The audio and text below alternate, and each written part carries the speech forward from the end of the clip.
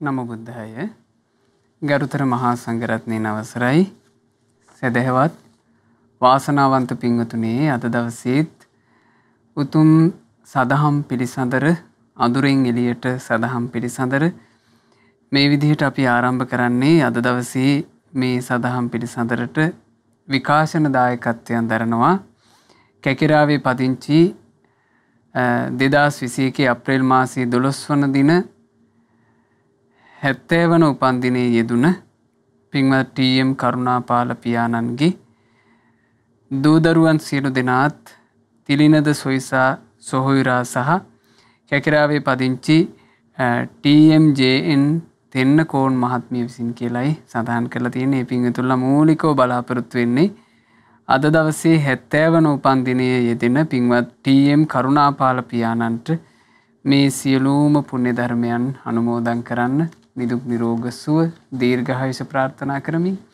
ඉතින් අද දවසේ තුතුම් සදහම් පිළිසඳර සිදු කිරීම සඳහා අපගේ පින්වත් ස්වාමීන් වහන්සේලා වැඩමව වදාලා අපි පළමුවෙන් ගරුතර මහා සංඝරත්නය ඊටාම ගෞරවයෙන් පිළිගනිමු. අවසරයි පින්වත් ස්වාමීන් වහන්සේ.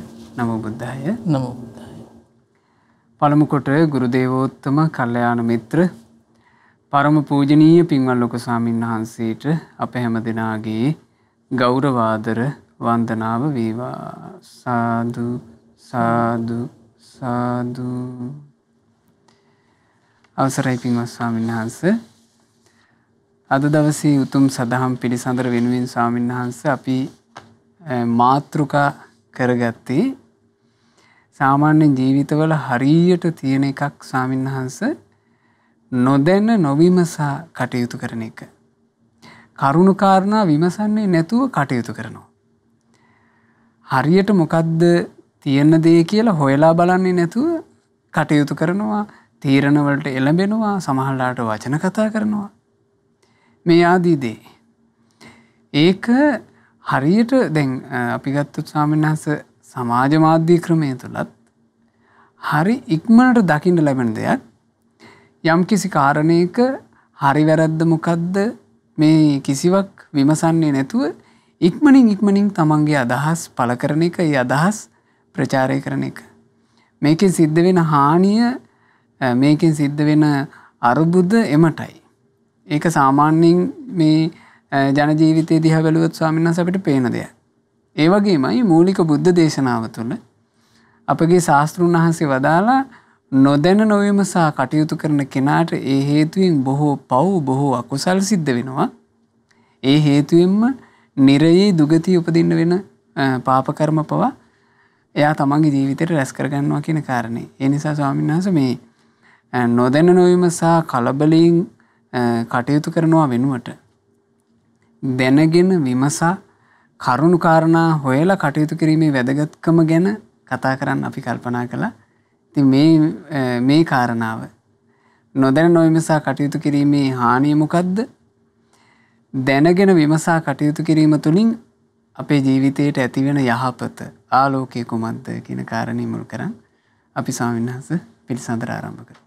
පින්න ස්වාමීන් වහන්සේ, නොදැන නොවිමසා කටයුතු කරන්න ගියපුවාම මේ මිනිස්සු දන්නේම නැතුව ලොකු පටලැවිලි වල පටලැවෙනවා. ඒ වගේම ලොකු කරදරවල වැටෙනවා. සමහර අර්බුදයක් මෙලෝදීම හට ගන්නවා. ඊළඟ අර්බුදේ පරලොවට ඉතුරු කර ගන්නවා. එතකොට ස්වාමීන් වහන්සේ මේ කරුණු සලකා බලන්නේ නැති වෙනකොට මිනිස්සු බොහොම ඉක්මනින් බාහිර පෙනුමෙන්, බාහිරට පේන රූප ස්වභාවය දැකලා ඉක්මනින්ම පහදිනවා, නැත්නම් අපහදිනවා. එතකොට තමන් කැමති, තමන් හිතාගෙන ඉන්න විදිහේ රූප ස්වභාවයක් නම් තියෙන්නේ. නැත්නම් ඒ විදිහට නම් තමන් බලාපොරොත්තු වෙන පුද්ගලයා නැත්නම් කෙනා කටයුතු කරන්නේ ඉක්මනින් පහදිනවා. ඒ වගේම තමයි සමහර වෙලාවට පහදින්නේ කටහඬට. කතා කරන ශෛලයට, නැත්නම් කරුණු ඉදිරිපත් කරන විදිහට. සමහර කෙනෙක් කියනවා බොහොම සංවරයි. එහෙම නැත්නම් සමහර කෙනෙක් කියනවා මේ බොහොම සමාජශීලී විදිහට තමන්ගේ අදහස් ඉදිරිපත් කරනවා. මේ වෙනසක් නැතුව මේ බොහොම විවෘතව කතා කරනවා. මේ වගේ තමයි පහදින්නේ. හැබැයි ඒ පහදින කෙනා තුළ එයා නිවැරදි කෙනෙක් වෙන්නත් පුළුවන්, වැරදි කෙනෙක් වෙන්නත් පුළුවන්. ධර්මයේ කියන කෙනෙක් වෙන්නත් පුළුවන්, අධර්මයේ කියන කෙනෙක් වෙන්නත් පුළුවන්. ඒ වගේම ස්වාමීන් වහන්සේ තව කෙනෙක් පහදින්නේ මේ කෙනෙකු වටේ තියෙන ලාභ සත්කාර. එයාට ලැබෙන ප්‍රශංසාවන් දිහා බලලා. එතකොට මේ ධර්මයේ නෙමෙයි හොයන්නේ. ධර්මයේ ඒ කෙනා නැත්නම් ඒ පුද්ගලයා වටා ඒ ආයතනය වටා තියනවද කියලා නෙමෙයි බලන්නේ. ඒ ආයතනයට නැත්නම් ඒ පුද්ගලයාට තියෙන ප්‍රසිද්ධිය මාධ්‍ය වලින් කොහොමද අවස්ථාව හම්බෙන්නේ? නැත්නම් ඒ කෙනා කියන වචනේ මිනිස්සු කොහොමද බාරගන්නේ? නැත්නම් ඒ කෙනාට කොච්චර වත් පොහසත්කම් තියනවද? ආදී වශයෙන් මේ කීර්තියට නැත්නම් ලාභ සත්කාර ලැබෙන විදිහ බලලා පහදිනවා. එහෙම නැත්නම් අපහදිනවා. ඊළඟට ස්වාමීන් වහන්සේ තවත් සමහර කෙනෙක් මේ රූක්ෂ ප්‍රතිපදාව දිහා බලනවා. එතකොට සමහර කෙනෙක් අනුගමනය කරන්නේ බොහොම දුෂ්කර රූක්ෂ වැඩපිළිවෙලක් නම් ඒකට පහදින්න කොටසක් ඉන්නවා. දැන් ස්වාමීන් වහන්සේ ඒකට තියෙන හොඳම උදාහරණේ දේවදත්ත පවා සංඝ බේදේ කරන්න සූදානම් වෙනකොට බුදුරජාණන් වහන්සේ ළඟට අරගෙන ගියේ මේ රූක්ෂ ප්‍රතිපදාවේ තියෙන කරුණු පහක්නේ. භික්ෂුන් හැම කෙනෙක්ම දිවි තිබෙන තුරා ගස් මුල් වල ඉන්න ඕනි. පාංශකූල සිවුරෙන් යැපෙන්න ඕනි. පිණ්ඩපාතෙන් විතරක් යැපෙන්න ඕනි. මස් මාංශ වළඳන්න හොඳ නැහැ. වනාන්තරයෙන් ඉන්න ඕනි. බැලූ බැල්මට බොහොම රූක්ෂයි. බොහොම වීරියෙන් කටයුතු කරනවා වගේ පේන්නේ. බුදුරජාණන් වහන්සේ ළඟට අරන් ගියානේ මේ කරුණු පහ. බුදුරජාණන් වහන්සේ ප්‍රතික්ෂේප කළා. කෙනෙක් කැමති නම් ඒ කෙනා පිණ්ඩපාතෙන් යැපෙන්න පුළුවන්. කැමති නම් ආරාධනා කරන දාන වලට වැඩියට කමක් නැහැ. බුදුරජාණන් වහන්සේ අනුදැන වදාළේ එහෙම. නමුත් මේ දේවදත්ත මේ ඉදිරිපත් කරපු කරුණු පහට පිරිසක් පැහැදුනා. ඒ පැහැදිච්ච පිරිසනේ අර දේවදත්ත පිටිපස්සෙන් ගියේ. එතකොට මේ කරුණු නොදැන නොවිමසා අර රූක්ෂ ප්‍රතිපදාවට පහදින්න ගියා. ඉතින් ඒ අවස්ථාවේදී ඒ ගියපු 500 දෙනා බේරගන්න බුදුරජාණන් වහන්සේ වැඩ හිටියා. සාරිපුත්‍ර රහතන් වහන්සේ වැඩ හිටියා. ඒ නිසා ඒ වැරදි වැටහීම දුරු කරලා ඒ 500 නමටම සෝතාපන්න වෙන්න පුළුවන්කම ලැබුණා. නමුත් ස්වාමීන් වහන්සේ දැන් වර්තමාන වෙනකොට මේ නොදැන නොවිමසා කටයුතු කරන්න යාම නිසා මේ යමක් දැක්ක පමණින් තමන්ගේ අදහස ප්‍රකාශ කරලා ඉවරයි. එක්කොත් බයිනවා නම් බැනලා, ගරහා කරනවා නම් ගරහා කළා, නින්දා කරනවා නම් නින්දා කරලා, ඒ වගේම ප්‍රශංසා කරනවා නම් ප්‍රශංසාවත් කරලා. ඊට පස්සේ යම් දෙයක් අහපු සැනින් සමහර වෙලාවට පුංචි කොටසයි අහන්න හම්බෙන්නේ. ඒ කාරණේ සම්බන්ධයෙන් තියෙන සම්පූර්ණ විස්තරය අහන්නෙත් නැහැ. තමන්ගේ අදහස කියලා ඉවරයි. සමහර වෙලාවට තමන් දන්නේම නැතුව ගරහාලා තියෙන්නේ බුදුරජාණන් වහන්සේගේ ධර්මයට. නැත්තම් ඒ ධර්මයේ කියන සංඝයාටයි. එතකොට ස්වාමීන් වහන්සේ මේ වගේ ලොකු අයහපතක් පාඩුවක් සිද්ධ කරගන්නවා මේ නොදැන නොවිමසා කටයුතු කරන්න යාම තුළ. ඒ වගේම මේ කෙනෙකුට ලැබෙන ප්‍රසිද්ධිය, කීර්ති ප්‍රශංසා දිහා බලලා පහදින එක. නැත්තම් කෙනෙක් ඉන්නවා මේ කිසි දෙයක් නැහැ. කවුරුත් ගණන් ගන්නෑ නැහැ, සලකන්නේ නැහැ. මේ නිකම්ම කෙනෙක් කියලා හිතන්නේ. ඊළඟට රූක්ෂ ප්‍රතිපදාව දිහා බලලා. දැන් බුද්ධ කාලේ තවත් ඉඳලා තියෙනවා ස්වාමීන් වහන්සේක බ්‍රාහ්මණෙක්. මේ බ්‍රාහ්මණයා බුදුරජාණන් වහන්සේ ළඟට ගියපු වෙලාවක බුදුරජාණන් වහන්සේ අසා සිටියා බ්‍රාහ්මණය ඔබ ඉස්සර වගේම දන් දෙනවද තාම කියලා. එතකොට මේ බ්‍රාහ්මණයා කියනවා ස්වාමීනි මම දන් දෙනවා. හැබැයි මම නිකන් ආවට ගියාට නෙවෙයි දන් දෙන්නේ. මම දන් දෙන්න කලින් හොයලා බලනවා. මේ දානි පිළිගන්න අය රහතන් වහන්සේලාද රහත් නැද්ද කියලා. මේ දානි පිළිගන්න අය වනාන්තරයේ ඉන්න අයද නැත්තම් සාමාන්‍ය විහාරවලත් ඉන්න අයද කියලා. මේ දාන පිළිගන්න අය පාංශකූල සිවුරු විතරක්ම පුරවන අයද නැත්තම් පූජා කරන අනිත් වටිනා සිවුරුත් පිළිගන්න අයද කියලා. මම එහෙම හොයලා බලලා රහතන් වහන්සේලාට විතරයි මන් දන් දෙන්නේ. මේ පාංශකූල සිවුරු විතරක් පුරවන අයටයි මන් දන් දෙන්නේ. ඊළඟට වනාන්තරේ විතරක් ඉන්න අයටයි මන් දන් දෙන්නේ. කියලා මෙහෙම ප්‍රකාශයක් කළා. බුදුරජාණන් වහන්සේ වෙලාව වදාළ බ්‍රාහ්මණය ඔබ මේ ගිහි ගෙදර ගත කරන මිල මුදල් හරි හම්බ කර ගනිමින් බිරිඳ දරුවෝ පෝෂණය කරමින් කාමභෝගී ජීවිතයක් ගත කරන කෙනෙක්. ඔබ කොහොමද හොයන්නේ අසවලා රහත් නැහැ කියලා? ඔබ කොහොමද මේ බාහිරින් බලලා එක මනින්නේ? ඒක ඔබට කරන්න පුළුවන් දෙයක් නෙමෙයි. ඒක ඔබට තේරෙන මට්ටමේ දෙයක්ුත් නෙමෙයි. බුදුරජාණන් වහන්සේ වදාළා ඒ නිසා බ්‍රාහ්මණය ඔබ සංඝයාට දන් දෙන්න. සංඝයාගේ ගුණ සිහි කරමින් සංඝයාට දන් දෙන්න. ආන් එතකොට ඔබ බලාපොරොත්තු වෙන ප්‍රතිඵලය ලැබෙයි කියලා. එතකොට බලන්න ස්වාමීන් වහන්සේ මේ බොහොම පැහැදිලි බුදුරජාණන් වහන්සේ වදාළ දේ. කොහොමද සංඝයාටයි පහදින්න ඕනි. එහෙම නැතුව විශේෂයෙන් කෙනෙක් දිහා පුද්ගලයෙක් දිහා බලලා නෙවෙයි. ඒ පුද්ගලයාගේ තියෙන යම් කාරණයක් දිහා බලලා නෙවෙයි. ඊළඟට පහදින්න ඕනි බුදුරජාණන් වහන්සේ වදාළ ධර්මයටයි. එතකොට ඒ ධර්මයට තමයි පහදින්න ඕනි. එහෙම නැතුව අසවලා මෙසේ කීවා කියලා නෙවෙයි. ඊළඟට ඒ භාග්‍යවත් බුදුරජාණන් වහන්සේටයි පහදින්න ඕනි. එතකොට නොදැන නොවිමසා අපහදින්න ඕනි තැන පහදිනවා නම් පහදින්න ඕනි තැන අපහදිනවා නම් ඒක බොහෝ අයහපත පිණිස පවතින දෙයක්. එහෙමයි පින්වත් ස්වාමීන් වහන්සේ මේ නොදැන නොවිමසා කටයුතු කරනවා කියන කාරණේ ඒ කාරණේ මුල් කරගෙන වර්තමානයේ තුල වුණත් ස්වාමීන් වහන්සේ ඇතැම් වෙලාවට මේ Taman දන්න චුට්ටි මේ ගොඩාක් දුරදිග විමසලා කටයුතු කිරීමක් නැහැ නිසාස බහුතරයක් මිනිස්සුන්ගේ ගත්තාම මේ බොහෝ දෙනෙක්ගේ තියෙන්නේ අර සමාජය තුල ඉස්මතු වෙන රැල්ලකට අනුව යෑමක් මිසක් Taman හරි දේ මොකද්ද වැරදි දේ මොකද්ද කියලා විමසලා බලලා කටයුතු කරන ස්වභාවයක් වර්තමානයේ හරි අඩුයි දකින්න ලැබෙනවා. දැන් ඒ කාලේ ස්වාමීන් වහන්සේ අපි දේශනා තුල කොතිකුත් දැකලා තියෙනවා. ඇතැම් අන්‍ය ආගමික බ්‍රාහ්මණවරු වෙන ආගම්වල අය බුදුරජාණන් වහන්සේ අභිමුඛයට ඇවිල්ලා භාග්‍යතුන් වහන්සේට කරුණු කාරණා කියනවා ස්වාමීනි තථාගතයන් වහන්සේ ගැන මේ විදිහේ කාරණාව මට අහන්න ලැබුණා. හැබැයි ස්වාමීනි මේක මේ ඇත්තද නැත්තද කියලා මං දන්නේ නැහැ. මං කැමති නෑ අභූත චෝදනාවක් කරගන්න. ඔබ වහන්සේට අභූතයෙන් ඔබ වහන්සේ තුල නැති දෙයක් මං කියන්න කැමති නෑ. මේ අන්‍යාගමික අය. මං අභූත චෝදනාවක් කරන්න කැමති නෑ. ඒ නිසා ස්වාමීනි මම මේක විමසන්නේ මේක සත්‍යද අසත්‍යද විමසලා කටයුතු කරපු බවක් ඒ කාලේ අපිට හොඳට පේන්න තියෙනවා. ඒ තුලින් ඒ අයගේ ජීවිතේට හැමදාම යහපත සිද්ධ වුණා. එහෙමයි සාහනංශ. ඇත්තටම මේ පින්වත් ස්වාමීන් වහන්සේ මේ බුදුරජාණන් වහන්සේගේ බුද්ධ දේශනාවල පැහැදිලි සඳහන් කාරණයක් තියෙනවා බලන්න. තමන්ගේ යහපත වෙනුවෙන් කෙනෙකුට තමන්ගේ තුල පවතින යම් කාරණයක් තියෙනවා නම් යෝනිසෝ මනසිකාරයේ තරම් දෙයක් දකින්නේ නැහැ කියනවා.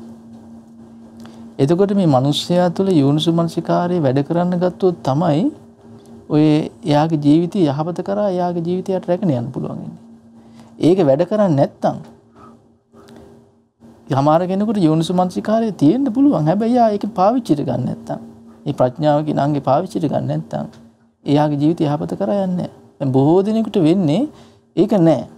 සමහර කට්ටියට ඒක පාවිච්චිට ගන්න නැහැ. යෝනිසෝ මනසිකාරය යෙදෙන්නේ කොහොමද කියලා දන්නේ නැහැ. දැන් බලන්න ස්වාමීන් වහන්සේ කවුද අර කාලාම සූත්‍රය ගැන කියනකොට බුදුරජාණන් වහන්සේ ළඟට ඇවිල්ලා කාලාම වාසීන් අහනවනේ. දැන් මේකේ සමහර කට්ටිය මේක හරි අරක වැරදි. අපිට හරි වැරදි තේරුම් ගන්න බෑ කියනවා. තව කට්ටියක් ඇවිල්ලා කියන මේක කලින් කියපු එක වැරදි අපි කියන එක තමයි හරි කියනවා. තව කට්ටියක් ඇවිල්ලා කියනවා මේ කට්ටිය දෙගොල්ලම කියපු එක වැරදි අපි කියපු තමයි හරි කියලා. ස්වාමීනි අපිට මේක තේරුම් කරගන්න විදියක් දන්නේ නැහැ කියලා දෙන්න කියනවා. බලන්න ඒ කට්ටියට බුදුරජාණන් හරි ලස්සන පැහැදිලි කිරීමක් කරනවා. කොහොමද කරන්නේ මේ කවුරුත් මේ කීවා කියලා පිළිගන්න එපා. පරම්පරාවෙන් ආප කියලා පිළිගන්න එපා. තර්කයට ගැලපුණා කියලා පිළිගන්න එපා. න්‍යායට ගැලපුණා කියලා පිළිගන්න එපා. බලාගෙන ගියාම මේකත් හරිනේ කියලා නෑ. ඊටද අදහස් නිසා පිළිගන්න එපා. ඊළඟට මේ කියන පුද්ගලයා මේ ගරු කටයුතු කෙනෙක් නේ කියලා එහෙම කියව පිළිගන්න එපා කියනවා. ඒතකොට ඒ කියන්නේ ඒ පිළිගැනීම තුළ අර්බුදයක් කරා යන්න පුළුවන් කියලා බුදුරජාණන් දැක්කා. හැබැයි ඒ වගේම බුදුරජාණන් කියලා දුන්නා කොහොමද පිළිගන්න ඕනේ කියලා. කොහොමද කියන්නේ? දැන් අද කාලේ ගොඩාක් දෙනෙක් ඔය කෑලි විතරක් අල්ලගෙන දඟලනවා. එහෙමයි. දැන් ඒ කෑලි විතරක් අල්ලගෙන දඟලන බුදුරජාණන් මෙහෙම කියවනේ. හැබැයි බුදුරජාණන් පිළිගන්න කියපු කිරියකුත් තියෙනවා එතන. දැන් හරිය ලස්සනට යෝනිසෝ මනසිකාරය යෙදෙන්න විදිහක් කියලා තියෙනවා. කොහොමද යම් කිසි ප්‍රතිපදා පුරුදු කරනකොට ලෝභය වැඩි මේ ඇති වෙනවා නම් තියෙන ලෝභය දියුණු වෙලා යනවා නම් ඒක හිත පිණිස පවතින දෙයක්ද කියලා. ලෝභය මුල් කරගෙන යම් දෙයක් කරනවා නම් කියනවා නම් හිතනවා නම් ඒක හිත පිණිස පවතින්නේ නැහැ කියලා.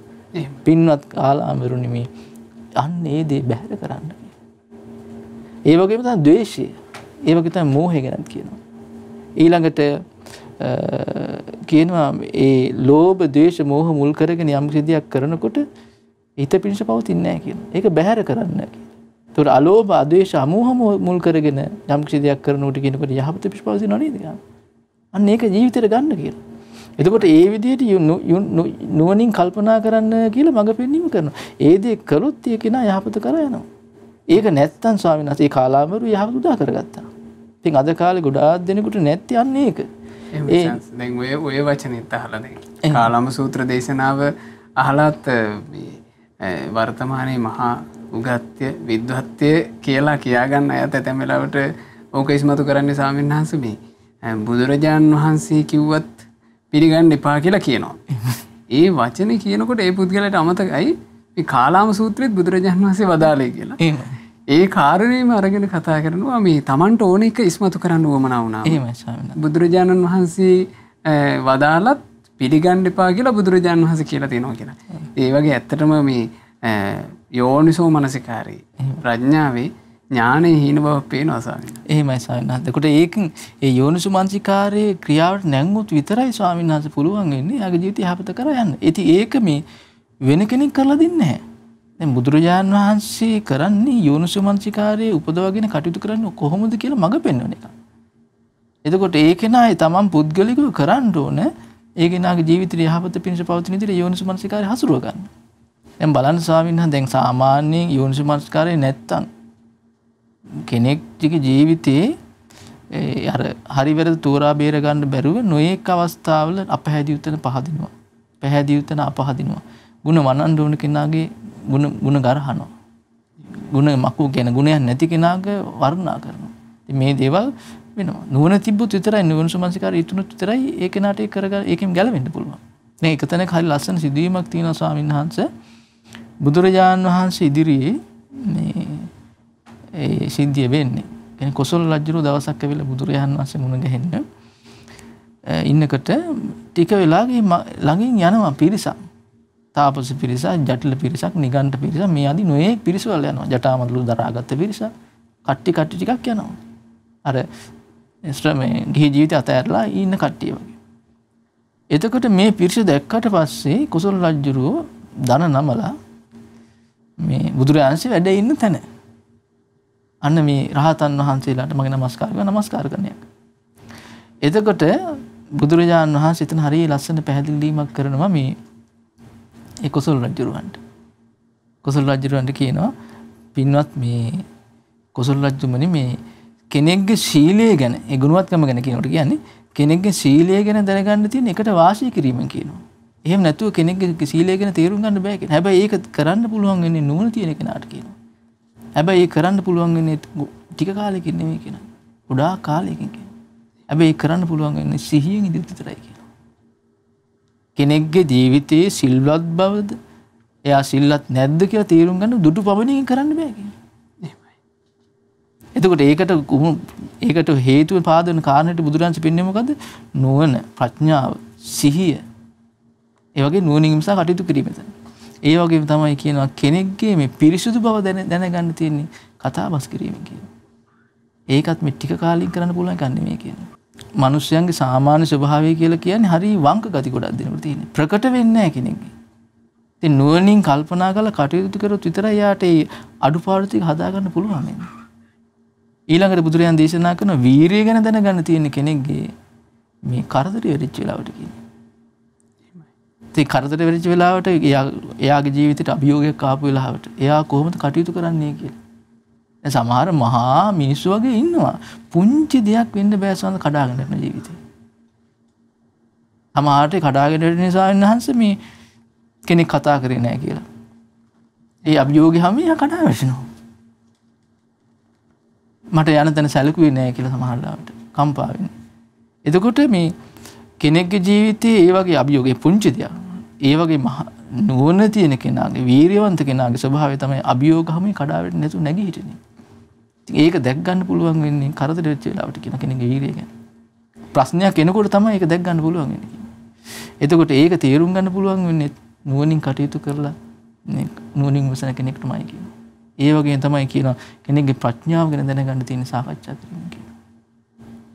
ඒකත් කරන්න පුළුවන් වෙන්නේ නුවණ තියෙන කෙනාටයි කියනවා. දැන් බලන්න එතකොට මේ නුවණ කියන එක ප්‍රඥාව කියන හරිය වැදගත් සාධකයක් කෙනෙක් තුළ තියෙන ගුණධර්ම ගැන තේරුම් ගන්න. එතකොට ඒක නැත්තම් අපි අර මේ සාමාන්‍ය කෙනාට වෙන්නේ අපහැදිය යුතු තැන පහදිනවා. ඒක ළඟට පහදින්න ඕන තැන පහදින්නේ නැහැ. ගුණ වනන්න ඕන තැන ගුණ වර්ණනා කරන්නේ නැහැ. ඒ ගුණයක් නැති තැන ගුණය ප්‍රශංසා කරනවා. ඒතර බුදුරජාණන් මේ ලස්සනට මේ කාරණා පැහැදිලි කරනකොට අර කොසල් රජුරු කියන ස්වාමීන් වහන්සේ කියපු කතාව නම් හරි ඇත්ත කියනවා. ඔය ඔක්කොම මේ මගේ චරපුරුෂයෝ කියනවා. මම යම් ප්‍රදේශයකට යනවා නම් ඊට කලින් මේ කට්ටිය ගිහලා ඔක්කොම තොරතුරු ටික අරගෙන එනවා. අරගෙන ඇවිල්ලා ඒ විස්තර ටික බැලුවට පස්සේ මම යන්නේ කියනවා. දැන් ඔය කට්ටිය ඕම තාපසින්හන්සලා වගේ විශ්වලාගෙන ඉදියට දැන් ගෙදර ගෙවල් වලට ගිහිල්ලා ඒ නාලා කියලා ඔක්කොම දැලි කුරුන් ටික හොදලා දාලා හොඳට කාම්භෝගී ජීවිතයක් ගත කරනවා කියනවා. මල් සුවඳ විලුම් දරාගෙන. එතකොට බලන්න අර බුදුරජාණන් එතන ඇත්තට මේ එතකොට පේනවා කොසල් රජුරු එක මේ දැනගෙන කරපු දෙයක්. එහෙමයි. එතකොට ඒ කාරණේ තමයි බුදුරජාණන් මෙතන මේ ධර්ම කාරණේ ඉස්මතු කරලා කතා කරන්නේ. දැන් අර එතන බාන බුදුරජාණන් පෙන්ලා දෙනදී දුටු පමණින් කෙනෙක්ගේ අභ්‍යන්තරය ගැන කියන්න බෑ. දැන් ඒක කියන්න පුළුවන් කෙනෙක් තමයි භාග්‍යවත් බුදුරජාණන් වහන්සේ. මොකද උන්වහන්සේට ඉන්ද්‍රිය පරිපරිඥාන කියලා එකක් තිබුණා. එහෙමයි. පුද්ගලයා දුටු සැනින් බුදුරජාණන් වහන්සේගේ ජීවිතේ සම්පූර්ණ චරිතය මොකද්ද මෙයාටත් වැඩි හොඳද කියන්න පුළුවන්කම තිබුණා. සාමාන්‍ය කෙනාට එහෙම කරන්නේ නැහැ. සාමාන්‍ය මිනිසයාට ඒ බාහිර ලෝකයේ ඉන්න මිනිසුගේ ස්වභාවය ගැන තේරුම් ගන්න යෝනිසෝ මනසිකාරය කියන එක තමයි උපයෝග කරගන්න තියෙන්නේ. ඒක නැත්තම් එයා කරදරේ වැටෙන එකමයි වෙන්නේ. ඒ නිසා Taman දක්ෂින මේක යෝනිසෝ මනසිකාරය කියන එක සායනස බලෙන් බාහිරින් කෙනෙකුට දෙන්න බෑ. එතකොට මේ ධර්මයේ තියෙන පිළිවෙලට ඉගෙනගෙන ඒවා පුරුදු පුහුණු කරගත්තොත් එයාගේ තුල ප්‍රඥාව වැඩෙනවා. ප්‍රඥාව වැඩෙනකොට අර යෝනිසෝ මනසිකාරය වැඩ කරන්න ගන්නවා. අන්න එතකොට එයාගෙන් අර වැරද්ද වෙන්නේ නැහැ. අපහැදියු තැන පහදින්නේ.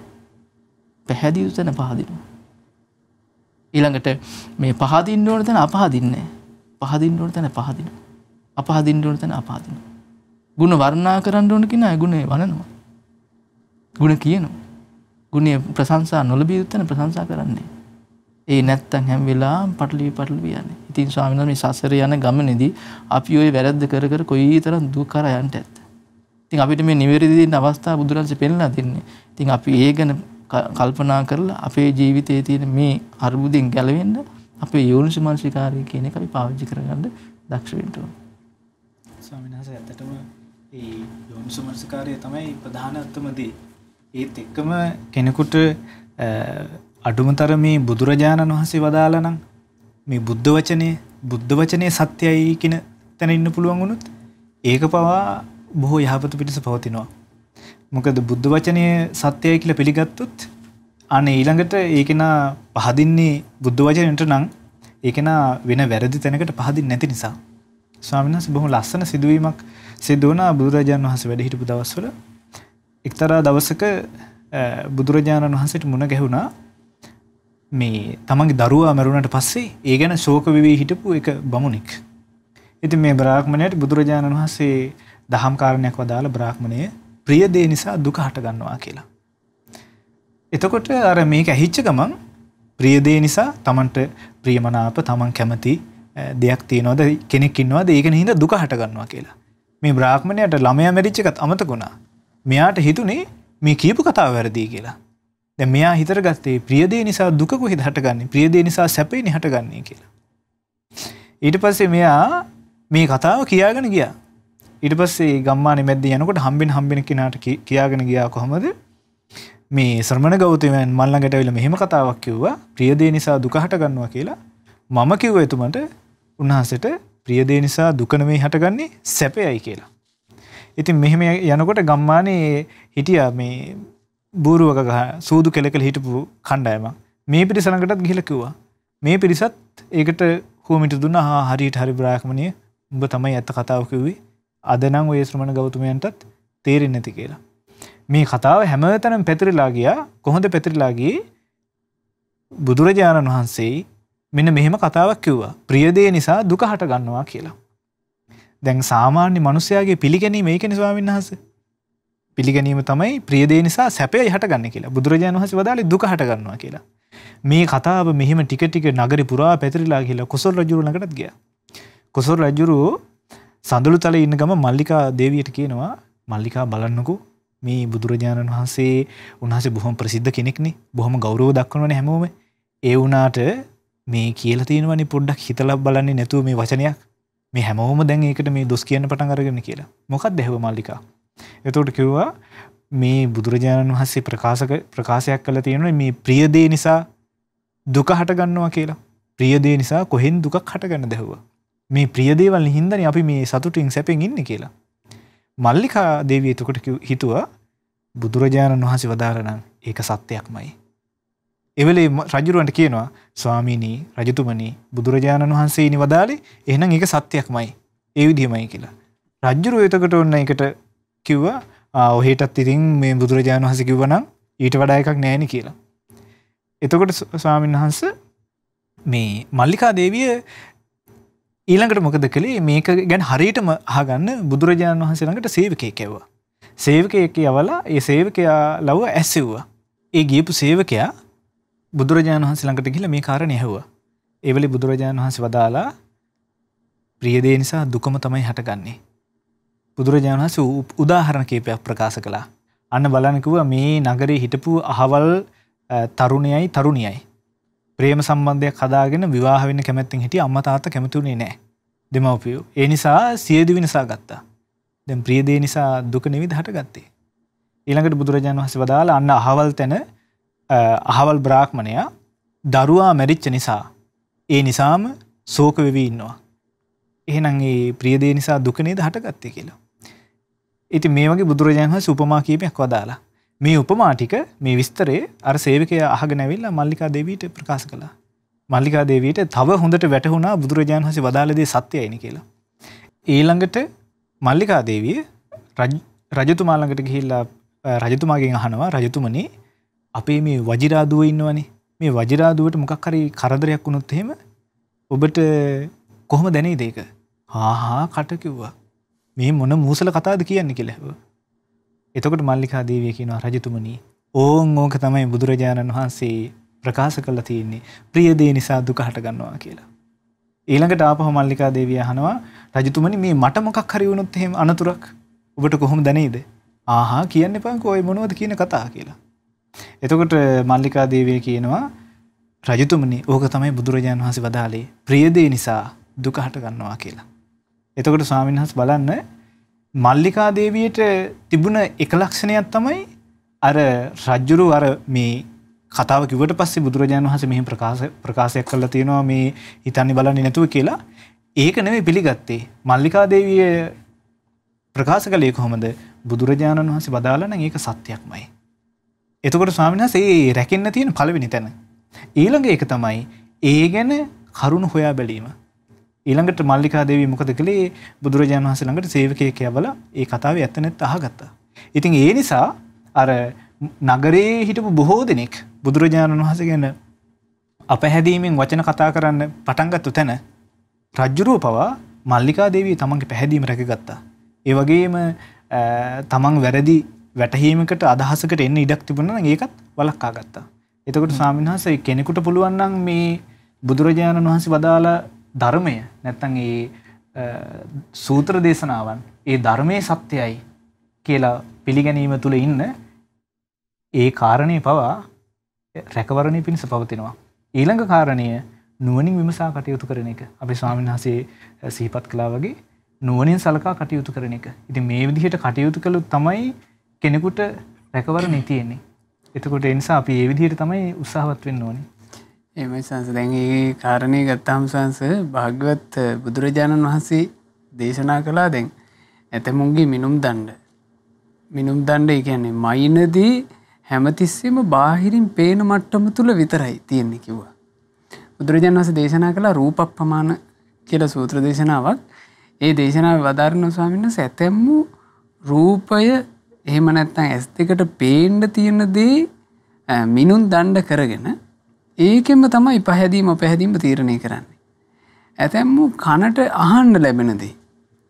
මොනවද ඒ කියන කනට අහන්න ලැබෙන දේ කියන්නේ සානස අහන එක මොකක්ද කියලා විමසලා නෙමෙයි. නිකන් කියන රටාව කිව් එක නිකන් තමන් ඒ කියපු කාරණේ තමන් කැමති රටාවට තියෙන එකක්ද?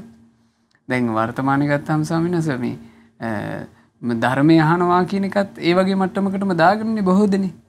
තමන්ගේ අදහස යම් කෙනෙක් කියනවා නම් අන්න කියනවා හොඳ බණක්, ලස්සන බණක්, නියම බණක්. එතකොට එයා එතනින් තමයි ඒක ඔක්කොම මැනගන්නේ. ඊළඟ එක භාග්‍යතුන් වහන්සේ වදාළේ මේ එයා ජීවිකාව ගත කරන ප්‍රතිපදාව, එයා ඉන්න විදිහ. කොයා ප්‍රසිද්ධයිද එයාගේ රූක්ෂ ප්‍රතිපදාව මේක හොයනවා කියලා. මේක හෙවීමෙන් කොච්චර වරදිනවාද කියන්නේ. ඕක හරි ලස්සන සිදුවීමක් නේ සායනහස. දැන් බුද්ධ ශාසනය ගත්තාම ඇත්තෙම මහා ආනුභාව සම්පන්න අරහත් භික්ෂුවක් අපේ ලකුණ්ඨක බද්දිය මහරහතන් වහන්සේ. නමුත් උන්වහන්සේගේ රූප ශෝභා හරි අවලස්සනයි. උන්වහන්සේ ඇත්තෙම පොඩි මේ කුරු පෙනුමක් තිබුණ කෙනෙක්.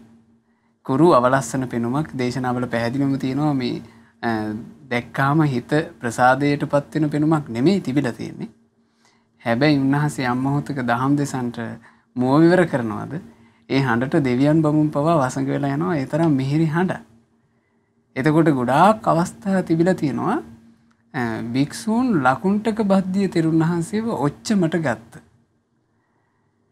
හරි අවඥාවෙන් උන්වහන්සේත් එක්ක කටයුතු කරපු බුදුරජාණන් වහන්සේ මේ වෙලාවල් වල හැමතිස්සෙම අනුකම්පාවෙන් උදව් කළා. අනුකම්පාවෙන් කරුණාවෙන් සමීපයට වැඩම කරලා ඒ භික්ෂූන්ට මේ දහම් දෙසලා ඒ භික්ෂූන්ට අර්ථය පහදලා මේ ලකුණ්ඨක බද්දිය කියන්නේ මෙහෙම ආනුභාව සම්පන්න කෙනෙක් කියලා. ඇයි හේතුව භාග්‍යතුන් වහන්සේ දකිනවා කියනවා මේ හරියට මේ භික්ෂූන් ගින්දරත් එක්ක සෙල්ලම් කරන පොඩි උන් වගේ. වෙනසෙන්නයි යන්නේ මේ උතුම් කෙනෙක් එක්ක මේ විදිහට අයුතු විදිහට කටයුතු කරන්න ගිහිල්ලා කියලා. ඒ හැම වෙලේම ශාස්ත්‍රඥ වහන්සේ අනුකම්පාවෙන් වැඩම කරලා අර්ථය පහදලා දුන්නා. එතකොට එතන හිටපු භික්ෂූන් ශාස්ත්‍රඥ වහන්සේගේ වචනේ පිළිගත්ත නිසා අර කරගත්ත වැරද්දෙන් නිවැරදි වුණා. යරි වැරද්දක් නොවන විදිහට. ඉතින් අද ඇත්තටම ස්වාමීන් වහන්සේ අපි මූලික බුද්ධ දේශනාව තමයි අද අපිට ශාස්ත්‍රඥ වහන්සේ. ඒ දේශනාව මුල් කරගෙන අපි අපේ ජීවිතේ කටයුතු කරේ නැත්නම් ඇත්තෙම එදා මේ භික්ෂූන්ට වරදින්න ගියපු අවස්ථාව අදත් අපිට ඒ විදිහටම තියෙනවා වරදින්න ඕන තරම්. ඒ අවස්ථාවෙන් අපිට නිවැරදි වෙන්න නම් හම්බ වෙන්නේ නැහැ නේද? එහෙමයි පින්නස් ස්වාමීන් වහන්සේ. ඇත්තටම මේ බුදුරජාණන් වහන්සේ හරිය ලස්සනට මේ කාරණා තේරුම් බේරුම් කරගෙන නුවණ තියෙන කෙනාට හරිය ලස්සන මේක පැහැදිලි කරලා තියෙනවා. දැන් මට මතකයි ස්වාමීන් වහන්සේ එක දේශනාවක බුදුරජාණන් වහන්සේ පැහැදිලි කරන මේ ලෝකේ ඉන්න මිනිසුන්ගේ ස්වභාවය ගැන. හරිය ලස්සන උපමාවක් කියනවා. අඹ වලට උපමා කරලා. බුදුරජාණන් දේශනා කරන පින්වත් මහණනි මේ ලෝකේ අඹ ගෙඩි 4ක් තියෙනවා කියනවා. එකක් තමයි කියන අමු අඹයක් තියෙනවා. බාහිරටත් අමු වගේම තමයි පේන්නේ කියනවා. ඊළඟට තියෙනවා කියන අමු අඹයක්. හැබැයි බාහිරින් පොත්ත කහ වෙලා ඉදිච්ච ගෙඩියක් වගේ පේනවා කියනවා. ඊළඟට උන්වහන්සේ දේශනා කළා මේ ඉදිච්ච අඹයක් තියෙනවා. හැබැයි අමුවට තමයි පේන්නේ. බාහිරින් බැලුවට පේන්නේ පොත්ත කොළ පාටයි අමුයි. හැබැයි ඇතුළ හොඳට ඉදිලා. ඒ වගේම තව අඹයක් තියෙනවා කියන මේ ඉදිච්ච අඹයක්. හොඳට බාහිරින් බැලු පෙනුමටත් හොඳට පොත්ත රන්වන් පාට වෙලා ලස්සන ඉදිලා තියෙන වගේ පේනවා කියනවා. බුදුරජාණන් වහන්සේ ඔන්න ඔය වගේ කියන මේ මිනිස්සු 4 ගොල්ලක් ඉන්නවා කියනවා. සමහර මිනිස්සු ඉන්නවා කියනවා අභ්‍යන්තරේ කිසිම උපදවගත විශේෂ ඥානයක් නැහැ කියනවා. ඒ වගේම තමයි බාහිර පෙනුමත් ප්‍රසාදජනක නැහැ කියනවා. කතා බහ කරන විලාසය, යන්නේන විලාසය මේ ප්‍රසාදජනක නැහැ කියන හිත පහදින්නේ නැහැ කියනවා. ඒ විදිහේ මිනිස්සු පිරිසක් ඉන්නවා කියනවා මේ ලෝකේ. ඒ වගේම තමයි තව කෙනෙක් ඉන්නවා කියන අභ්‍යන්තරේ දිනු කරගත්ත විශේෂ ගුණයක් නැහැ. අභ්‍යන්තරේ විශේෂ ඥාන දර්ශනයක් උපදවගෙන නැහැ. එතකොට ඒ වගේ හැබැයි ඒ කෙනාගේ බාහිර පෙනුම හරිය ප්‍රසාදජනකයි. රූප ස්වභාව හරි සුන්දරයි, කතා කරන විදිහ හරි මේ හිතේශී, ඒ වගේ තමයි ගමන විමන හරි සංවරයි. දුටුදුටුවන් හිත පහදිනවා. හැබැයි ඒ කෙනාගේ අභ්‍යන්තරේ කිසිම සීලයක් රකින්න කෙනෙක් නෙමෙයි. කිසි ගුණ ධර්මයක් නැහැ. ඒතකොට හැබැයි බාහිරට හරි ලස්සනයි. ඒ වගේම බුදුරජාණන් දේශනා කළ අර ඒ විදිහේ මිනිස්සු ගොඩක් ඉන්නවා. ඒ වගේම තව පිරිසක් ඉන්නවා. මේ තව ඒ පිරිසගේ අභ්‍යන්තරේ උපදවගත්ත විශේෂ ඥාන දර්ශනයන් තියෙනවා. හොඳ ගුණවත් චරිත මඟපල්ලාභී උත්තමයි. හැබැයි බාහිර පෙනුම ප්‍රසාදජනක නැහැ. බාහිර පෙනුම මේ පෙනුමෙන් දුටුදුටුවන්ගේ හිත පහදින්නේ නැහැ. යන එන විදිය හරි නැහැ. කතා බහ කරන විදිය එච්චර නිකන් සංවර නැහැ වගේ පේන්නේ. එතකොට හැසිරෙන විදිය හරි සංවර නැහැ වගේ පේන්නේ. හැබැයි අභ්‍යන්තරේ හරි ගුණවත්. දිනු කරගත්ත ඥාන දර්ශනයෙන් යුක්තයි. මහා ගුණ සම්පන්න උත්තමය. දැන් ඔය මේ අපිට මතකයි සාන බුද්ධ දේශනාවල තියෙන අපි පිළින්ද වච්ච මහරහතන් වහන්සේ ගැන. මේ මහා ශ්‍රාවකෙක් අභිඥාලාභී. හැබැයි උන්වහන්සේගේ සංසාරගත පුරුද්දක් නිසා කතා බස් කරන විදිය වෙනස්. හරි සැරට කතා කරන්නේ. හැම මිනිස්සුන්ටම කතා කරන ඔබ වරින් බලයන් ඒ වගේ වසලය කියලා කතා කරන්නේ වසලවාදී. ඒක සමහර අවස්ථාවල මිනිස්සු අපහැදිච්ච අවස්ථා තිබුණා ඒකට. හැබැයි මේ මහරහතන් වහන්සේ නම. එතකොට ඒ වගේම තමයි මේ බුදුරජාණන් දේශනා කර තව පිරිසක් ඉන්නවා. අභ්‍යන්තරයේ දියුණු කරගත්ත විශේෂ ඥාන දර්ශනයන් තියෙනවා. ඒ වගේම තමයි දුටුවන්ගේ හිත පහදිනවා. දැන් ඒකට හොඳම උදාහරණ තමයි අපගේ භාග්‍යතුන් වහන්සේ. දෙතිස් මහා පුරුෂ ලක්ෂණෙන් සෝභවාන වෙච්චි අරිය සංවර කතා බහ ඇති මේ බ්‍රහ්මස්වරයේ තිබුණ. එතකොට දුටුවන්ගේ හිත පහදින උත්තමයන් වහන්සේ. අභ්‍යන්තරයේ ගුණ ධර්ම තිබුණා. බාහිරත් ඒ වගේ පිරිසක් මේ ලෝකේ ඉන්නවා. ලෝකේ. එතකොට බලන්න ස්වාමීන් වහන්සේ අපිට බාහිරින් බලනකොට ඔන්න පේනවා අපිට සංවර නැති කෙනෙක් වගේ. හැබැයි කෙනෙක් එකපාරටම නිශ්චයකට આવොත් මෙයාගේ අභ්‍යන්තරත් ඒ විදිහමයි සකි සංවරයක් නැහැ කියලා එයාට වර්ධින්න ඉඩ කඩක් තියෙනවා. එයාට වර්ධින්න ඉඩ කඩක් තියෙනවා. ඇයි ඒ බුදුරජාණන් දේශනා කරන මේ ලෝකෙ මිනිස්සු ඉන්නවා සමහර මිනිස්සු ඉන්නවා ගුණධර්ම නැහැ. බාහිරට අපින ගුණධර්ම නැහැ වගේ. කිසි පහදින ස්වභාවයක් නැහැ. සමහර කට්ටිය ඉන්නවා අභ්‍යන්තරයේ හොඳ ගුණධර්ම තියෙනවා දිනු කරත ඥාන දර්ශන බාහිරට එහෙම ස්වභාවය හිත පහදින ස්වභාවය පේන්නේ නැහැ. ඉතින් හිත පහදින්නේ නැති ඒ වගේ අසංවර ස්වභාවය යුතු කෙනෙක් එකපාර දැකලා කෙනෙක් නිෂ්ඨාවකට පැමිණියොත් මෙයා එහෙම කෙනෙක් නොවේ කියලා වර්ධින්න පුළුවන්. වර්ධින්න පුළුවන්. වර්ධිනවා ඒකාන්තයි. ඒ වගේම සමහරට හොඳ ප්‍රසාදජන කිරියව් තියෙන කතාබහ හරි සංවර හිතේසි කතාබහ තියෙන කවුරු හරි ඉන්න දුරුතුඩුවන් හිත පහදින කෙනෙක් ඉන්නවා. හැබැයි බුදුරජාණන් දේශනා කරන බලන්න ස්වාමීන් වහන්සේ ඒ බාහිරින් පෙනුම මෙහිම සමානව තිබුණට අභ්‍යන්තරයේ විශේෂ ගුණ තියෙන කට්ටියක් ඉන්නවා. උපදවාගත් විශේෂ ඥාන දර්ශන නැති හිස් පුද්ගලයෝ ඉන්නවා කියනවා. සමහර කෙනෙක් ඉන්න පුළුවන් හිස් පුද්ගලයෙක් හරිය හොඳට ලස්සන කතා බහ කළා මේ විදිහට. දැක්ක ගමන් කෙනෙක් ඉෂ්ටාවට පෙනුන මෙයා තමයි නියම කෙනා කියලා වර්ධිනවා. ඒකට ඇසන් මෙහෙම මේ ලෝකේ ස්වභාවයක් තියෙන නිසා නුවණින් සලකලා කටයුතු කරන්න නැත්තම් වර්ධිනවා. දැන් බලන්න ස්වාමීන් වහන්සේ එක බ්‍රාහ්මණ පවුලක් ඉඳියා බුද්ධ කාලයේ. මේ බ්‍රාහ්මණ පවුල හරි ධනවත්. ඒ පවුලේ ඉඳිය එක දෝනියන්ද කෙනෙක්. තාත්තටයි අම්මටයි වුණා මේ දෝනියන්ද පාවල දෙන්න මේ ලෝකේ ඉන්න හොඳම පුරුෂයාට. ඉතින් හොයාගෙන යනකොට අම්මටයි තාත්තටයි හම්බුණා හරි සූප ස්වභාවයක් තියෙන උත්තමේ. කවුද? බුදුරජාණන් වහන්සේ. මෙයා තමයි අපේ දෝනියන්දට මේ දෝනියන්දට හොඳම ස්වාමියා කියලා පාවලා දෙන්න තීරණය කළා. එතකොට දෝනියන්ද සරසවගෙන එක්කම ගියා. "අනේ ස්වාමීනි මේ අපි එකම දෝනියන්ද මෙහිම ධන සම්පත් තියෙනවා. මෙයාව බාර ගන්න" කියලා. රූපේට පැහැදුනේ. බාහිරට පැහැදුනේ. හැබැයි දැන් දන්නේ මෙහිම ජීවිතයක් ගත කරන කෙනෙක් නොවේය. එහෙම කියලා දන්නේ නැහැ. හැබැයි බුදුරජාණන් වහන්සේ වෙලාව හරි ලස්සන දහම් කරුණක් කිව්වා. ඒ දහම් පදේ මොකද්ද කිව්වේ? මේ වගේ මේ අසුචි පුරුප වාදිනයක් වගේ තියෙන මේ ශරීරය මම කකුලෙන්වත් ස්පර්ශ කරන්න කැමති නෑ කිව්වා. ධර්මයේ තියෙන යථාර්ථය කිව්වේ. බලන්න ස්වාමීන් වහන්සේ හැබැයි අම්මටයි තාත්තටයි දෝනියන්ද විවාහ කරලා දෙන්න සුදුසුයි කියලා මේ ගෙනාවේ පාවල දෙන්න හොඳ ස්වාමියා කියලා මේ එක්කගෙන ආපු මොහොත. හැබැයි කිව්වා මේ අසුචි වාදිනයක් වගේ තියෙන මේ ශරීරය මම කකුලෙන්වත් ස්පර්ශ කරන්න කැමති නෑ කියලා. බලන්න ස්වාමීන් වහන්සේ අම්මටයි තාත්තටයි අර යෝනිසෝ මනසිකාරය කියන්නේ තිබුණා.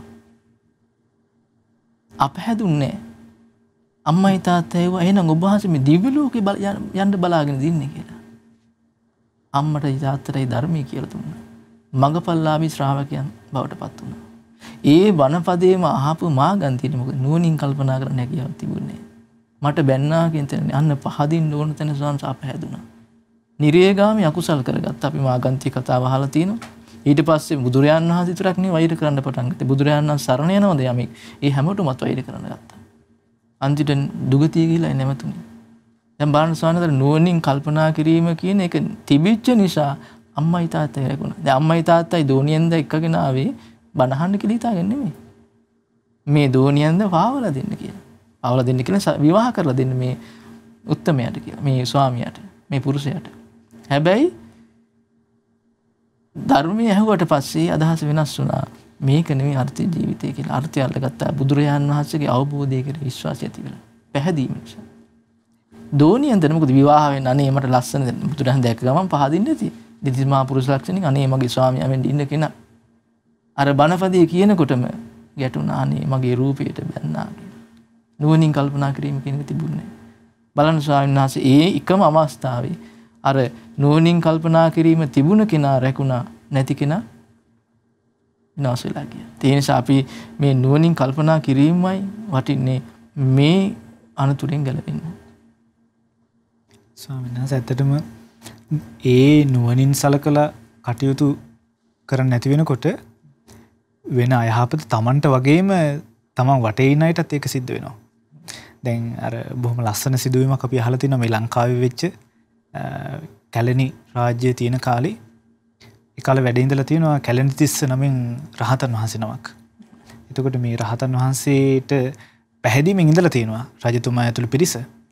නමුත් දවසක් මොකද වුනේ මේ කැලණි තිස්ස රහතන් වහන්සේ මාලිගාවට පිණ්ඩපාතේ වඩිනකොට දානෙට වඩිනකොට ඒ පිටිපස්සෙන් තවත් භික්ෂුන් වහන්සේ නමක් ආවා.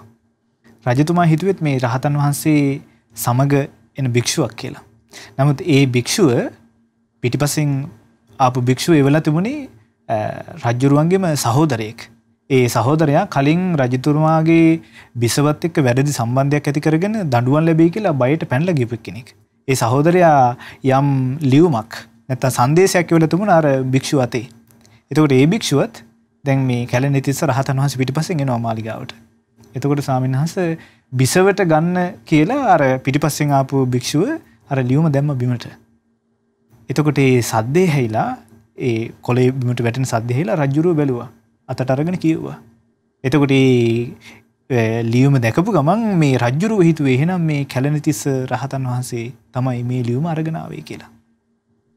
ඒ සැනින් මොහොතින් අර තිබිච්ච පැහැදීම ඔක්කොම අත්හැරලා දාලා රහතන් වහන්සේව ඝාතනය කරන තැනට පත් වුණා. අන්තිමට දඬුවම කොහොමද තීරණය කළේ මේ උණු තෙල් කටාරමක ගෙල්ලවල තමයි මේ රහතන් වහන්සේව ඝාතනය කරන්න කටයුතු කළේ. ඉතින් එතකොට ස්වාමීන් වහන්සේ මේ රජුරුවන්ගේ තිබිච්ච පැහැදීම ඒ සැනින් නැති වෙලා ගියා. නුවණින් සලකා ගන්න බැරුණා. නැත්තම් කරුණ හොයලා බැලුවේ නැහැ. මේක කොහොමද වුනේ? දැන් භික්ෂුන් වහන්සේලා දෙනමක් හිටියා කාතින්ද වැටුනේ? මොකද්ද විස්තරය කියලා හොයලා බැලුවේ නැහැ.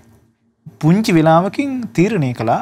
ඒ තීරණයට අනුව කටයුතු කරන්න ගියා. අන්තිමට රජතුමා ආනන්තර පාප කර්මයක් කරගත්තා. දැන් අපි අහලා තියෙනවානේ ස්වාමීන් වහන්සේ අපේ ඉතිහාසයේ ඒ සිදුවීමත් එක්ක මුහුද ගොඩ කලලා බොහෝ පිරිසකට අයහපත සිදු වුණා කියලා. ඉතින් එතකොට මේ කරුණු සලකන්නේ නැතුව කටයුතු කරන්න ගියපුවාම Tamanට වගේම තවත් බොහෝ පිරිසකට අයහපත සිද්ධ වෙනවා. එතකොට ස්වාමීන් වහන්සේ යම් කෙනෙක් නුවණින් සලකලා ඒ වගේම කරුණු කාරණා විමසා බලලා නම් පහදින්නේ හෝ අපහදින්නේ. ඒ වගේම කෙනෙකුට බුදුරජාණන් වහන්සේ වදාලා නම් ඒක සත්‍යයි කියන තැන ඉඳලා ධර්මයේ තුල බහා බලන්න පුළුවන් නම් මේ ධර්මයේ තුල මෙසේ තියෙන්නේය විනය තුල මෙසේ තියෙන්නේ කියලා. ආන් ඒ කෙනාට තමයි මේ වරද්ද ගන්නේ නැතුව ජීවිතය හරි ගස්ස ගන්න පුළුවන් වෙන්නේ. එතකොට ස්වාමීන් වහන්සේ ඒකට බොහොම උපකාරයි මේ ධර්මයේ හොඳට ඉගෙන ගන්න එක. ධර්මයේ ඉගෙන ගන්න නැතුව ස්වාමීන් වහන්සේ ධර්මයේ සසඳන්න බෑනේ. එතකොට දැන් අද වෙනකොට අපේ භාග්‍යයකට අපිට මේ ධර්මයේ බොහොම පැහැදිලිව කියවන්න ලැබිලා තියෙනවා. සූත්‍ර දේශනාවන් ඊට පස්සේ විනය කරුණු ඊළඟට අටුවාව පවා බොහොම පැහැදිලිව කියවන්න ඉගෙන ගන්න ලැබෙනවා. ඉතින් එතකොට කෙනෙක් ඉස්සෙල්ලා ඒ දැනුම ඇති කර ගන්න ඕනේ. ඒ දැනුම ඇති කරගන්නේ නැතුව නිකන් වෙන කොහෙන් හරි වචනයක් ඇහිච්ච ගමන් කියවන්න හම්බෙච්ච ගමන් ඒකට කරුණු දක්වන්න යන එකට වඩා තමන් ඉස්සෙල්ලා හොඳ දැනුමක් ඇති කරගෙන ඉන්න ඕනි. ආන් එහෙම වුණොත් තමන්ට සසඳා බලන්න පුළුවන්. දැන් බුදුරජාණන් වහන්සේ පවා පිරිනුවම් පාන්න මොහොතකට කලින් වදාළනේ. යම් දහම් කාරණයක් තමන්ට අහන්න හම්බෙනකොට ඒක ගැන ඉස්සෙල්ලා සලකා බලන්න කිව්වා. පිළිගන්නෙත් නැතුව ප්‍රතික්ෂේප කරන්නෙත් නැතුව මේ කාරණේ බුදුරජාණන් වහන්සේ වදාළ දෙයක්ද? සමහර විට කෙනෙක් කියන්න පුළුවන් කිව්වා මම මේක බුදුරජාණන් වහන්සේ ඉස්සරහමයි ඇහුවේ. එතකොට බුදුරජාණන් වහන්සේ වදාළේ එහෙම කිව්වත් පිළිගන්නේ නැතුව ධර්මයේ බහා විනය සසඳා බලන්න කිව්වා. ධර්මයට බහා බලන්න පුළුවන් නම් විනය සැසඳෙනවා නම් පිළිගන්නේ කිව්වා. එතකොට ස්වාමීන් වහන්සේ එහෙනම් මේ පුද්ගලයේ කියන දේවල් නැත්තම් යම් කිසි ආයතනයකින් යම් පිරිසක් කියන එක නෙමෙයි වැදගත් වෙන්නේ. ධර්මයේ මොකද්ද සඳහන් වෙන්නේ? විනය මොකද්ද සඳහන් වෙන්නේ කියන එක. එතකොට ස්වාමීන් වහන්සේ ආන් ඒ තැනට කෙනෙකුට එන්න පුළුවන් වුණොත් එහෙම මේ තියෙන අඳුරෙන් ගොඩ යා ගන්න පුළුවන්. එතකොට ස්වාමීන් වහන්සේ ඒකට මේ නුවණින් සැලකීම සහ ධර්ම විනය ආයා ඉගෙන ගන්න එක, ඒ දැනුම ඇති කරගන්න එක, ඒක බොහොම උපකාරයි. එතකොට ස්වාමීන් වහන්සේ ඒ වගේම මේ ධර්මයේ අද දක්වා රැකිලා ආවේ කොහොමද කියන කාරණේ ගැන කෙනෙකුට දැනුමක් තියෙන්න ඕනේ. එහෙම නැත්නම් එහෙම නොයේක් මතවාද ගොඩනගනවා. බුදුරජාණන් වහන්සේ පිරිනිවන් පාලා දැන් වසර 2500ක් ගත වුණා. ඔය කාලේ මේ රැකිලා එනකොට ඔය මතක තිබිච්ච ඒවා අමතක වෙන්නේ නැති. නැත්නම් පොත්වල ලියලා තිබිච්ච ඒවා වෙනස් වෙලා යන්නේ නැති. ආදී වශයෙන් නොයෙක් මතවාද ගොඩ නගනවා. එතකොට ස්වාමීන් වහන්සේ මේ ධර්මයේ මේ තාක් රැකිලා ආපු ඉතිහාසෙ ඉගෙන ගන්න ඕනේ. ඒ ඉතිහාසය ඉගෙන ගත්තොත් එහෙම මේ හැම එකකටම අරුබුද වලට උත්තර තියෙනවා. මේ ඉතිහාසය හරියට අධ්‍යයනය කළොත් එහෙම ඒකේන ආපහු ඔය වගේ වාද ගොඩ නගන්නේ නැහැ. මොකද මේ බොහොම පැහැදිලිව මේ ධර්මයේ රැකුණේ කොහොමද කියලා සඳහන් වෙලා තියෙන නිසා. මේ රහතන් වහන්සේලා එතනින් පස්සේ භික්ෂුන් වහන්සේලා දිවි හිමියෙන් මේ ධර්මයේ රැක්කේ කොහොමද කියලා බොහොම පැහැදිලිව තියෙන නිසා ඒ පැවතගෙන ආපු පිළිවෙල කෙනෙක් හොඳට අධ්‍යයනය කළොත් එහෙම ස්වාමීන් වහන්සේ ආයේ පැටලෙන්නේ නැහැ ගිහිල්ලා මේ දඹදිව ලංකාවෙමද තියෙන්නේ නැත්නම් ඉන්දියාවේද කියලා. දැන් ස්වාමීන් වහන්සේ බොහොම ලස්සන කාරණයක් අර හියුන්සියන් කියන චීන ජාතික තෙරුන් වහන්සේ ළඟට පාහියන් කියන චීන ජාතික තෙරුන් වහන්සේ බුදුරජාණන් වහන්සේ පිරිනිවන් පාලා වසර 1000කින් වගේ ඇවිල්ලා තියෙන්නේ බුද්ධ භූමි වදින්න කියලා. ලංකාවට ඇවිල්ලා නැහැ. ඇවිල්ලා තියෙන්නේ ජම්බුද්වීපයට. ජම්බුද්වීපයේ ඒ තැනට ගිහිල්ලා පාගමනින් ගිහිල්ලා වසර 15ක් වගේ හියුන්සියන් කියන තෙරුන් වහන්සේ. එතකොට මේ සූත්‍ර දේශනාවල සඳහන් වෙලා තියෙන ඒ නගර, ඒ බුදුරජාණන් වහන්සේගේ ජීවිතය හා සම්බන්ධ වෙච්ච සිදුවීම්, ඒ හැම එකක් තැනම ධර්මාශෝක රජුරු ඉදි කරපු ස්තම්භ තිබිලා තියෙනවා, ස්තූප තිබිලා තියෙනවා. ඒ හැම එකක් ගැනම බල ගිහිල්ලා තියෙනවා වැඳ. ඒ යන අතරේ ඒව ගැන එකක් ගානේ විස්තර සඳහන් කරලා තියෙනවා. දුර මෙච්චර යහවල් නගරේ ඉඳන් අහවල් නගරයට, අහවල් තැන මෙහෙම තියෙනවා කියලා. එතකොට ස්වාමීන් වහන්සේ මේ හැම කාරණයකින්ම පැහැදිලි මේ යම් කෙනෙක් මේ ධර්මය බුද්ධ ශාසනය පැවතීගෙන ආවේ කොහොමද කියලා ඉතිහාසය තුලින් නැත්නම් ඒ පැවතගෙන ආපු විදිහ අධ්‍යයනය කරනවා නම් මේ ගොඩාක් ගැටලු වලට ගොඩාක් ප්‍රශ්න වලට විසඳුම් තියෙනවා. ඉතින් ස්වාමීන් වහන්සේ මේ නුවණින් සලකන්න හැකියාව උපදවා ගන්න ඕනි. ඊළඟ එක මේ ධර්මයේ තියෙනවා නම් බුදුරජාණන් වහන්සේ වදාලා නම් ඒක සත්‍යයි කියන තැනත් ඉන්න ඕනි. ඒ වගේම මේ ධර්මය මේ අද දක්වා රැකුණේ කොහොමද කියන කාරණයක් ඉගෙන ගන්න ඕනේ. ඉතින් මේ විදිහට කටයුතු කළොත් එහෙම මේ තමන් අපහැදිය යුතු තැන පහදින එකනොත් පහදින්න ඕනේ නැති තැන අපහදින එකනොත් තමන්ගේ ජීවිතේ රැක ගන්න පුළුවන්කම තියෙනවා ස්වාමීන් වහන්සේ. එහෙමයි පින්වත් ස්වාමීන් වහන්සේ. අපේ ජීවිතවල සාමාන්‍යයෙන් අපි පින්වතුනේ සාමාන්‍ය කටයුත්තක් කරන්න ගියත් යම් ක්ෂේත්‍රයක් තුල ඉස්සරහට දියුණුවට අපේ ජීවිතය අරගෙන යන්න ගියත් අපි කොච්චරනම් ඒ සම්බන්ධයෙන් කරුණු කාරණා හොයලා බලලා අධ්‍යයනය කරලා ඒ ඔස්සේ තමයි අපි දියුණුව පාදා ගන්නෙ. මේ ලෝකේ යම් කෙනෙක් යම් ක්ෂේත්‍රයක් තුල දියුණුවට ඉහළට ගියා නම් ඒ හැමදිනාම ඒ සම්බන්ධයෙන් අධ්‍යයනයක් කරලා කරුණු හොයලා බලලා විමසලා මෙහෙමයි දියුණුව කරා ගියේ. හැබැයි බුදුරජාන් වහන්සේගේ ධර්මය බුදුරජාණන් වහන්සේ ජීවිතය සම්බන්ධයෙන් දේශනා කළේ මොකද්ද? ඒ අපේ ජීවිතයට අපි කොයි විදිහට සම්බන්ධ කරගත යුතුද කියන කාරණේදී එච්චර විමසීමක් අපිට බොහෝ දිනක් තුල දකින්න ලැබෙන්නේ නැහැ. ඒ නිසා මේ කරුණු කාරණා හොඳින් හිතට අරගෙන දැනගෙන විමසා කටයුතු කරන අය බවට පත් වෙන්න. මේ ලැබිච්ච මනුස්ස ජීවිතේ ඊටා දුර්ලභව කියවන්න ලැබෙන, ඊටා දුර්ලභව ඉගෙන ගන්න ලැබෙන බුදුරජාණන් වහන්සේගේ නිර්මල සද්ධර්මයේ තියෙද්දී ඒ සද්ධර්මයේ හොඳින් ඉගෙන ගන්න. ඉගෙනගෙන ඒ ධර්මයේ තුලින් ධර්මයේම මිනුම් දණ්ඩ කරගෙන තමන්ගේ ජීවිතේ හැඩගස්වා ගන්න, තමන්ගේ ජීවිතේ සකස් කරගන්න, මහන්සි ගන්න. ඒ සඳහා හැම දිනාට වාසනාව ලැබෙත්වා කියලා අපි සෙත් ප්‍රාර්ථනා කරනවා. අද දවසේ මේ උතුම් සදහම් පිළිසඳර වෙනුවෙන් දායකත්වයන් එකතු කරන්නේ 70 වන උපන්දිනයේ යෙදුණු පින්වත් ටී.එම්. කරුණාපාල පියාණන්ට සෙත් ප්‍රාර්ථනා කරන අදහසින් ඒ දූ දරුවන් ඇතුළු පින්වත් සියලු දෙනා විසින් අපි රැස් කළ පින් පළමු කොට අනුමෝදන් කරමු. සියලු දෙවිවරුන්ට ශක්ති විදුන් ප්‍රධාන සියලු දෙවියෝ සතුටු සිතින් පහන් සිතින් පින් අනුමෝදන්ව ඒ දෙවියෝ දිව්‍ය සැපයෙන් වැඩෙත්වා. ඒ සියලු දෙවියන්ගේ ආරක්ෂාව ආශිර්වාද අපට සලසත්වා. දෙවියෝද සසර දුකින් අත මිදෙත්වා. සාදු සාදු සාදු. ගුරු දේවෝත්තම කල්යාණ මිත්‍ර පරම පූජනීය පින්වත් ලොකු ස්වාමීන් වහන්සේට මේ සියලු පින් අනුමෝදන්ව නිදුක් නිරෝගී සුවය දීර්ඝායුෂ සැලසේවා. ගෞතම සාසනය තුල චතුරාර්ය සත්‍ය ධර්මය පරිපූර්ණ වශයෙන්ම අවබෝධ කරගන්නට වාසනාව ලැබෙත්වා. සාදු සාදු සාදු.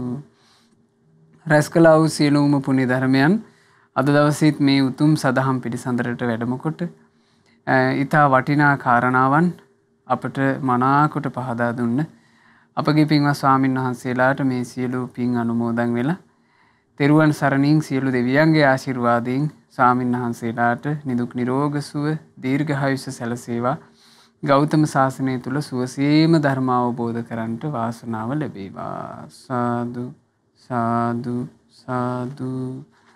අද දවසේ 70 වන උපන්දිනයේ යෙදෙන පින්වත් ටී.එම්. කරුණාපාල පියාණන්ට මේ සියලු පුණ්‍ය ධර්මයන්ගේ ආශිර්වාදයේ රත්නත්‍රයේ ආශිර්වාදයේ දෙවියන්ගේ ආශිර්වාදයේ සැලසිලා නිදුක් නිරෝගී සුව සැලසේවා දීර්ඝායුෂ සම්පත් සැලසේවා කියලා අපි සිත ප්‍රාර්ථනා කරනවා.